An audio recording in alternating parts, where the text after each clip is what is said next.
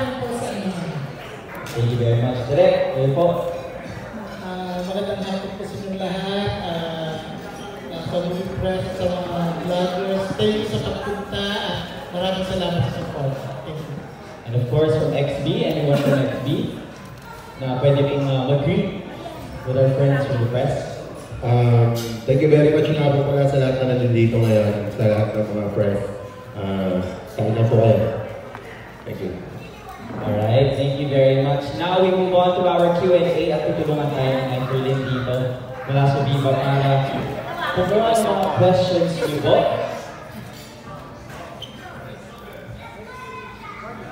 Question po. So if you guys have any questions, pakitaas na po ang kamay nyo at lalapitan po kayo ni Anchorlin for your questions.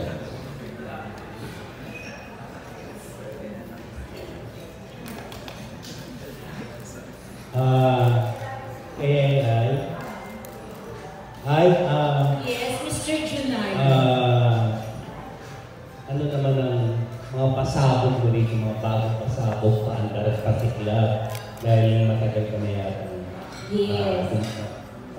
Yes. Actually, JN, nag-usap na kami direct kanina nung nakaupo kami doon. Sabi ko, na-miss ko yung pelikula kung kagaya ng ganito. Yung, syempre, di ba ngayon, yung tangina sa Netflix kasi bagong pasok lang siya sa Netflix. So, nung napanood ko siya, na-miss kong gumawa ng ganong pelikula. And ito nga, luckily, at least binigyan ako ng Viva Films ng ganitong klaseng pelikula. And I'm so thankful and sobrang na-miss ko yung ganitong klase na pang-pamilya.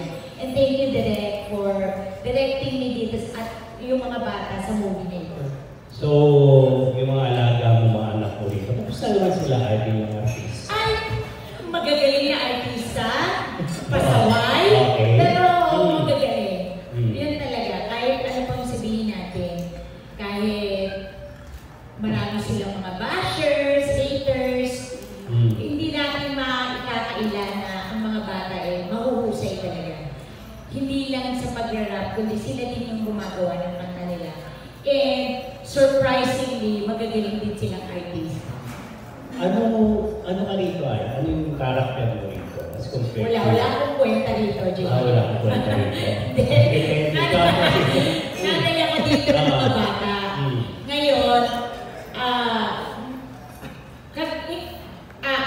doon tayo ina, perfect na nanay ako doon eh. Dito, nanay ako na marami akong pagkakamali na itinama ko later on.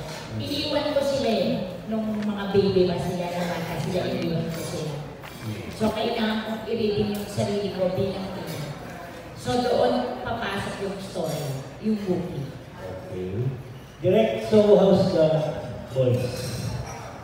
Iba yung mga extra tayo? Actually, surprisingly, kaya syempre, first time nilang umarte. So, ini-expect mo, ano lang, parang, parang, ganyan. Pero, actually, nakakagulat kasi, nandun yung humor, mahusay din sila ng patawa. Saka, ang maganda sa kanila kasi, very professional. Yung nakikinig, lagi on time, saka talagang kung ano man yung problema, alam mo yun, yung parang sinasabi nila para maayos, and para yung shoot eh maging smooth and everything yung, alam mo yun, maging maganda kinalabasan. Is this his first time to work with that guy? Yes, it's my very first time to work with Miss Ai. So, actually, sa simula, medyo natakot ako. Pero, as a shoot went, parang, ang sarap katrabaho ni Miss Ai, and I'm so happy na nagkatrabaho kami. And sana hindi ito yung last na magkakatrabaho kami. Doon naman ay, kung sa'yo si Direk, sa director. Napakabait na director na ito. Bakit? Oo, napakatyaga. Tyaga sa mga bata. Tsaka, syempre sanay ako sa mga director na yung mga pag yung hindi nila nakuha yung syempre, minsan nagbakabulaw sila. Si Direk, chill-chill lang eh. Mabait, mapasensya. Kunyari, sisigaw lang sa tali, mamaya, sweet na siya ulit. Ganun. Ang anniversary mo pala ay Okay, JN, salamat. Ano, yung mga boys ng XT, anong feeling ninyo sa unang yung sabak sa pelikula ko? Lahat na kayo. Sige. Orlando kayo, game, go. Huli na yung controversial yung controversial. May naging controversial Remember. Opo. Yes.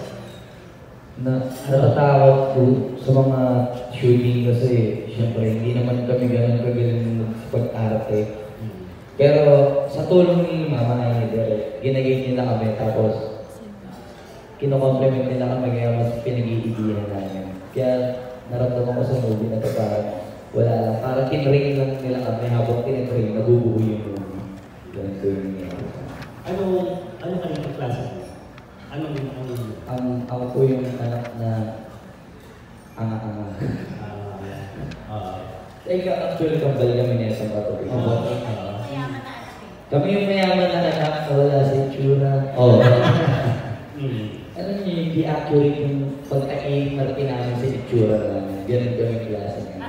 Kasi, mayaman kami doon. Yes. Yung susunod, experience naman. Sa akin naman, nurse ako doon sa pelikula. Tapos, si Baby James, si Brado, kasama ko din sa isang bahay. Nurse aid namin siya doon. Magtropa kami simula ng bata pa. Hindi namin alam na ba siya. Ako naman po ay... Ikaw ba yung kinasal? Opo. Ay, yung controversial. Ang yan. Ako yung... Pinakamakulit. Ako yung controversial. Yes. Ako yung pinakamakulit na anak. And anak ako ng barbero. Mahirap lang din kami. But, yun nga. And speaking of yung feeling na naka-work si Mama ay overwhelming kasi siyempre, pamilipin ng Pilipinas. And siyempre si Direk. Kaiyak na. Anyway, siya na. Go. Okay, thank you. Ako naman, ako yung kawawa, yung pinaka-nahirapan na, mahirap na anak, yung huling nahanap. Tapos yung feeling ko about dito sa movie, masaya, excited, kasi ginawa namin yung best namin para magpaganda ko. So, ayun, nag-aabang lang din, gusto ko na rin mapanood. Ako po yung dito. Kasama ko, ako yung nursing aid dito. Ako yung panganay sa magkakapatid na actually iniwan ako kami na bata na ako, mag-isip na, pero blurred yung memories. So, nursing aid ako na ang kapag sa amin is mayroong pamilya, kami ni Boss Juan. And, ayun, isa sa pinaka, ako yung panganay na ako yung pinaka parang isip bata dito. And, ayun. Tapos, working with Mama Irene, direct gago. Noong una kasi, medyo takot kami kasi hindi naman namin mundo itong yung pag-acting. So, yun, eventually, na-overcome namin yung fear. Tapos na-enjoy namin. Yun yung magandang part ko. Na-enjoy namin yung paggawa ng movie. Na parang family. Yun. Ay, hindi ba tapos na yung sakit ng ulo dito sa mga alaga? Wala ka na sakit ng ulo sa mga alaga? Wala akong sakit ng ulo. Wala na? Minsan, pero di ba naman, parang pamilya din yan, di ba? Hindi naman lahat ng anak mo nasa magandang mood everyday. Minsan may mga topak-topak din sila. Ganun talaga. Tatanggapin mo lang yun kasi nanay ka. So, unconditional love yung ibibigay mo. Mabubisit ka lang pero later on mamahalin mo sila ulit. Ganun lang. Eh, ano masasabi mo sa controversy mo sa mga alaga? May kulay ko.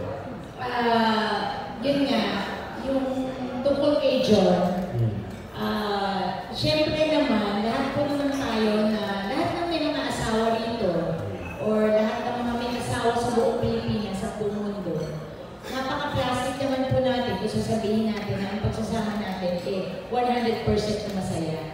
Lahat naman ang mag-asawa nagkakaroon ng problema.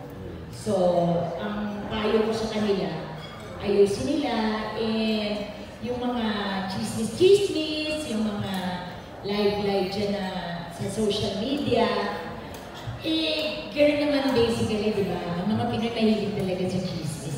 Pero lahat tayo na may mga asawa, ang pinakagusto natin ayusin yung magiging problema.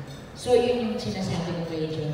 At kasalukuyan naman na inaayos nila yung problema. Yun ang maganda. Totoo ba yun ba? Sagutin mo na. Sagutin mo na. Okay, well, first of all, I just want to say that I'm English. British yan, no? British national yan. I don't know. Jay, and you should know. Okay, yes, ma'am. I just want to say that nobody's perfect. I am not perfect. I've made a mistake. But right now, I'm in the process of sorting it out with my wife. And I'm trying to sort out my marriage, trying to save my marriage. But yeah, like I said, everyone makes a mistake. I've made a mistake. And I'm trying to save my marriage. And any more question about my wife, please don't ask it. That's it. That's the last question I'm going to answer about it because that's too personal. And yeah, thank you. Okay, thank you John sa information. Okay, good luck.